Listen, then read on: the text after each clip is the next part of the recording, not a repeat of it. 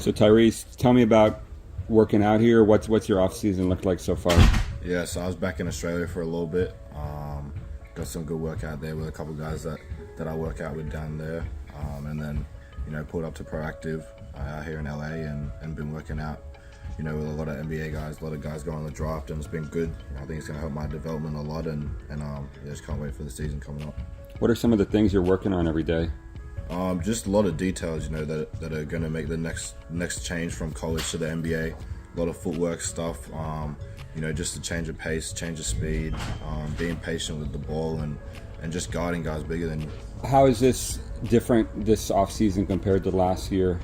I think the volume of work's a lot higher. Obviously, a couple of seasons ago, a couple of off seasons ago, I haven't had a full summer. I've always had boomer stuff or international stuff regarding stuff back home, but this year I sort of get to really lock in on myself and just get better overall. What about physically? What are you hoping to achieve this off season?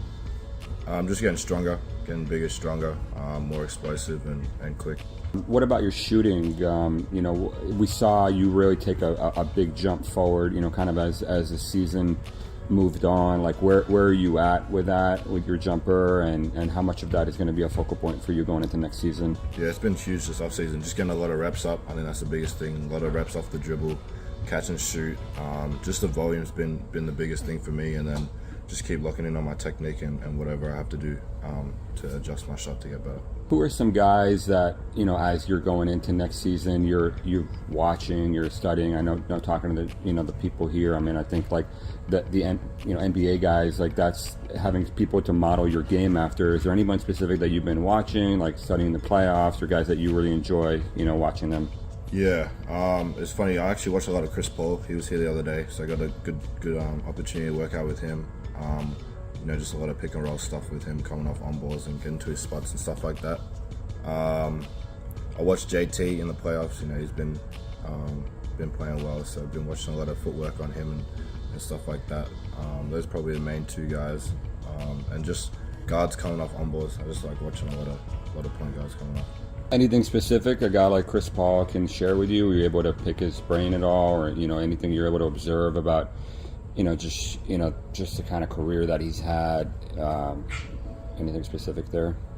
Just a lot of details on the court that you wouldn't sort of pick up on in college that it's really important in the NBA to do. Even just as small as like taking the ball down low on balls and just a lot of footwork stuff that he pointed out to us. One of your big advantages is your size and your feel for the game.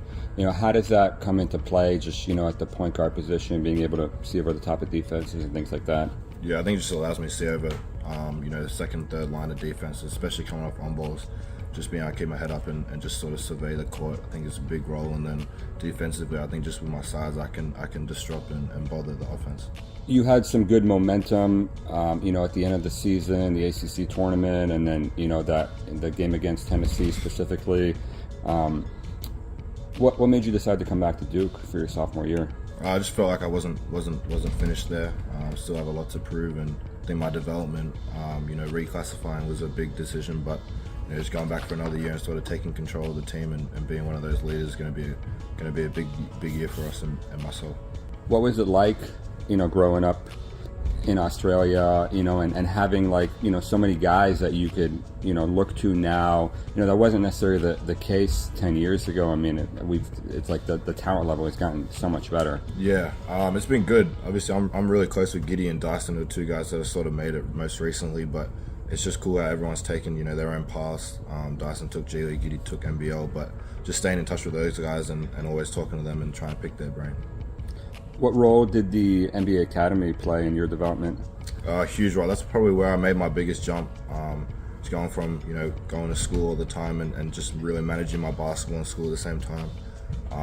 Marty and Robbie down there, Capes, they were all really good and just got my development to another level. What's the big thing, Coach Shire has told you that he wants to see from you, like in terms of improvement from last year to this year? Just being more of a vocal leader and really taking control of the team. Just helping guys, all the freshmen coming in and just taking control. Great stuff, man. Thanks so much.